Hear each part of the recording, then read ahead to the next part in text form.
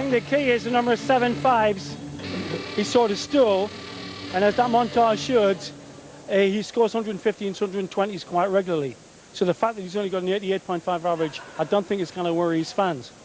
Also, I think one of the things that's good for him is that he tends to come out running more than Lloyd does. Lloyd tends to take a little while to get going. If Manley gets a blinding start tonight, then I think it's going to be extremely tight. But it is the best of 25 legs, so he's got longer. Lloyd will have longer to come back in, but if I was a Lloyd fan, I'd be worried, because he does not seem to give it that extra gear that we all know Taylor can in the middle. Remember, you were 7-7 with Taylor in Blackpool last year, and Taylor ran away from there and won it. Lloyd's got to get going from the very start. Okay, Sid. So, Colin Lloyd finished second in the Premier League. He won 6, drew 4, lost 2. Sid, you're a brave man, I think, tipping Peter Manley, but you do know your darts, no one disputes that. But look at those results from Colin Lloyd. How can you oppose it? Great 9-3 against Parts, and got over a 10-12 hammering by the power. But I think that the key is how he starts. When he won in Ireland last October, what he did was he did 9 180s against Backstep. Those other results since that 8-4 against Manley, he's got the drop on Manley in games 1 and this. He had to scramble a few draws there, didn't he, actually, come to think of it? Think so, and if you are world number 1, and you've been playing for 10 weeks in places all over, here we are in Manchester where they know their darts, I think that he's got to start much better than he's been starting, because I think Manley will start like a train. For the match, the world number 1 looks menacing at double 16. Manley played a blinder in the first 10 legs. Then Lloyd went away, 96 average, 8 maximums. But coming up, the man they've all come to see, Phil Taylor plays Roland Shelton.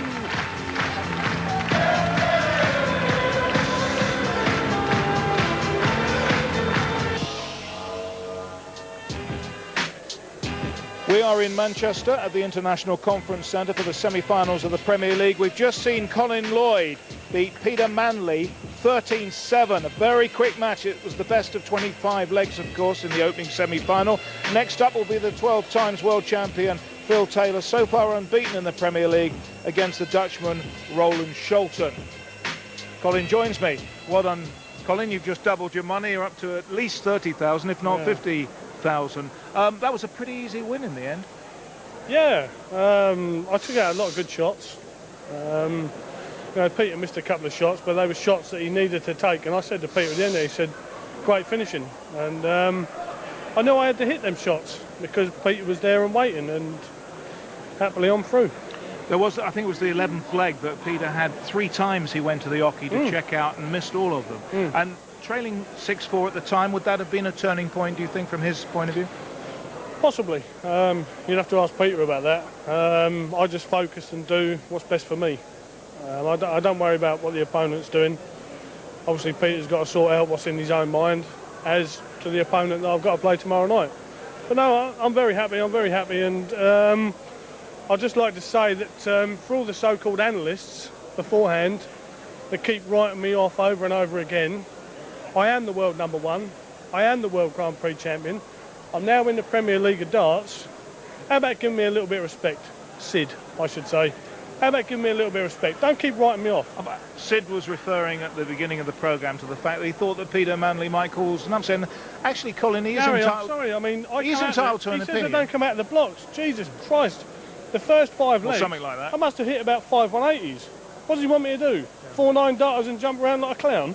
But he is allowed an opinion as to how it's going to go. He is allowed an opinion, but give me a little bit of credit and a little bit of respect. I've worked bloody hard this year, and for the last couple of years. You know, give me a little bit of respect. All right, well, Colin, you did it when it matters tonight. Now, what do we do tomorrow night? Does Sid automatically tip Phil Taylor because he's the best? It doesn't I mean, bother me. Is he not showing Phil any respect? Gary, that's not the point. I think point. he's entitled to an opinion. No, Gary, what I'm getting at is I finished second in this league through hard work. If I'm so slow out the blocks, why did I finish second in this league and I had two clear weeks of knowing that I didn't have to even turn up and I knew I qualified?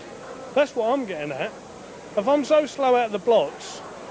Well, you're a bit slow in 1 or 2 of the matches you drew. Come on, Gary. No. All right. No. They may say I'm slow getting out of the blocks, but if I'm that slow getting out of the blocks, why did I have 2 cleared weeks, Colchester and the game before that, where I didn't even have to play? I could have just stayed in the back room and said, no, you can have them games, and I'd have still qualified. OK, let's establish it. You are the world #1. You've won in good style. You came out the blocks tonight. Now, tomorrow night, if it's to be Phil Taylor in the final, as most of us think, then you can prove it even more tomorrow night. Tomorrow night's another game. I got a little bit agitated there with a couple of comments. Everybody's do you good though. Should we do it tomorrow night? Everybody's entitled to their opinion. Yeah. I'm not knocking them, but don't keep knocking me. Right. I've been working very hard the last couple of years. Yeah. I'd like to think that I've been successful over the last couple of years. I've won a lot of tournaments. I've climbed and worked hard to get to the #1 position, and I've been classed now. Well, I am the World Grand Prix champion. And I've worked very hard at my game. Please give me a little bit of respect. Can we do that? Tomorrow night is a different game. All right, well, for tonight, let's show you some respect. Let's say brilliantly well done. Delighted you were fired up and won. I mean, we did give Sid a bit of credit. He obviously fired you up. Yeah, of course he has, yeah. So you've won. I mean, 13-7's a big win. Sid is there, and same as the other guys, to sort of like have their opinion. Yeah. And I'm not knocking that, but give me a little bit of credit sometimes. Okay. Sometimes. Don't keep knocking me. Right. We look forward to seeing the final. Stay there a moment, because you're not the only one going to the final tomorrow. Gary Cottrell's got this report for you, Colin. We're in Manchester for the semi-finals of the Premier League. It's the best of 25 legs. We've just seen Colin Lloyd beat Peter Manley 13-7 to reach the final of the Premier League.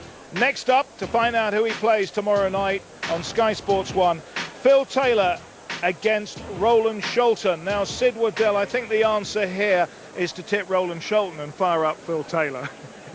I wouldn't do that in a million years, not me. Sholton was second to Lloyd before that game, and who's got the most 180s. He's capable on his best game of handling it. But I don't think Taylor. I think Taylor will come out better than Lloyd. Lloyd didn't get the best of the first 8 legs there.